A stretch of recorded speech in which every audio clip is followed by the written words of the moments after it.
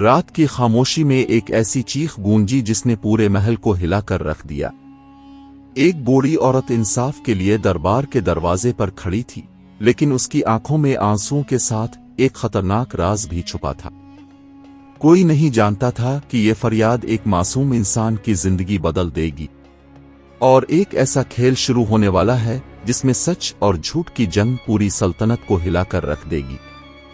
بہت پرانے دور کی بات ہے، ایک عظیم سلطنت تھی جہاں ہر طرف خوشحالی اور امن کا راج تھا۔ اس سلطنت کا حکمران شاہ جہاں تھا، جو باوقار مگر قدرے جلد باز بادشاہ تھا۔ رعایا اس کی عزت کرتی تھی، لیکن بعض اوقات وہ بغیر مکمل تحقیق کے فیصلے کر دیتا تھا، جس سے مسائل پیدا ہو جاتے تھے۔ اس کے دربار میں ایک نہایت عقلمند اور وفادار وزیر تھا، جس کا نام فرید تھا۔ فرید نہ صرف ذہین بلکہ انتہائی دیانتدار بھی تھا۔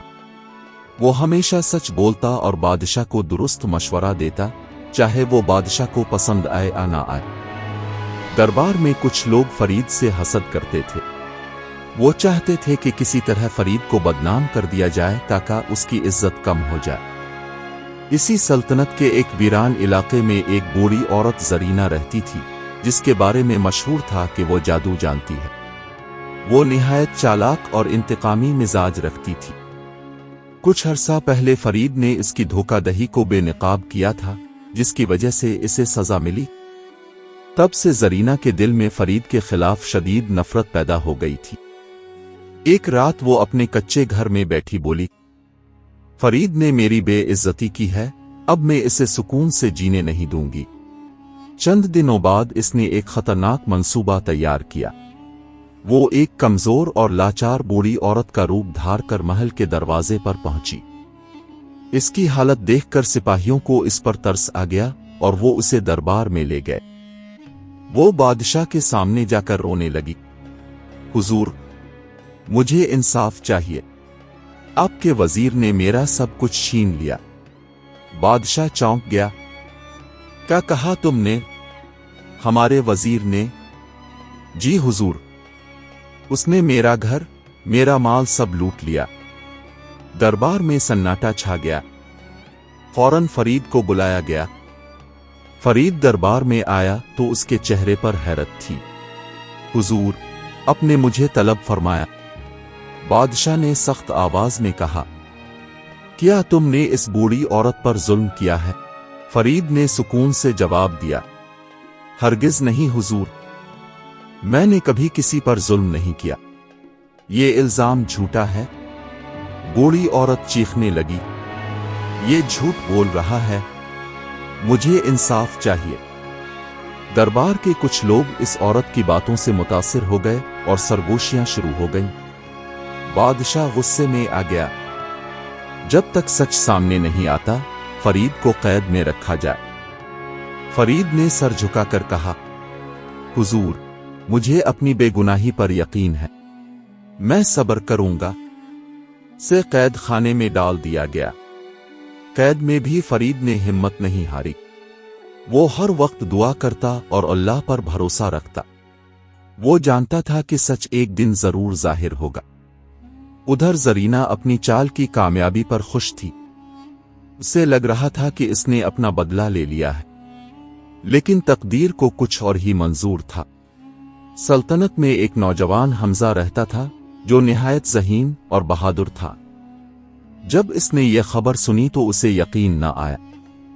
اس نے سوچا، فرید جیسا نیک انسان ایسا نہیں کر سکتا، ضرور کوئی راز ہے۔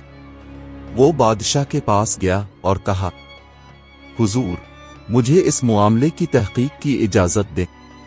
بادشاہ نے کہا، اگر تم سچ ثابت کر دو تو تمہیں انعام دیا جائے گا۔ حمزہ نے تحقیق شروع کی۔ اس نے اس بوڑھی عورت کا پیچھا کیا اور اس کے بارے میں معلومات جمع کیں۔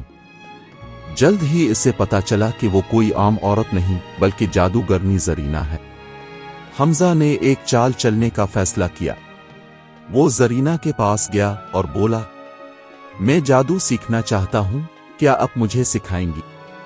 زرینہ خوش ہو گئی اور اسے اپنا شاگرد بنا لیا۔ آہستہ آہستہ حمزہ نے اس کا اعتماد حاصل کر لیا۔ एक दिन इसने बातों बातों में इससे सच उगलवा लिया। जरीना ने फख्र से कहा, मैंने इस वजीर को जेल में डलवा दिया, अब वो कभी वापस नहीं आएगा। ये सुनकर हमजा फौरन दरबार पहुंचा और बादशाह को सब कुछ बताया, साथ ही गवाह भी पेश किए। बादशाह ने फौरन जरीना को दरबार में बुलाया। पहले तो वो इनकार करती रही, लेकिन सबूत देखकर खामोश हो गई। आखिरकार उसने अपना जुर्म कबूल कर लिया।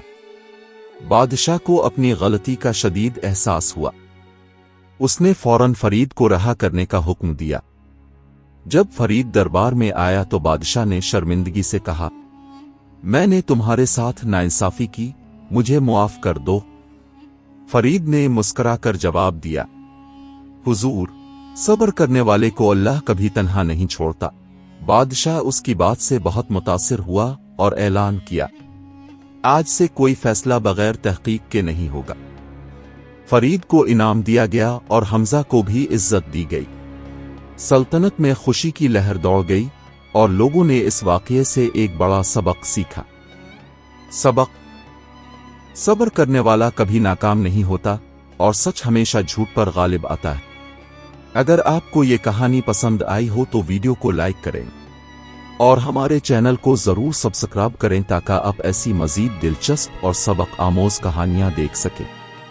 और कमेंट में जरूर बताएं कि आप ये वीडियो किस मुल्क से देख रहे हैं।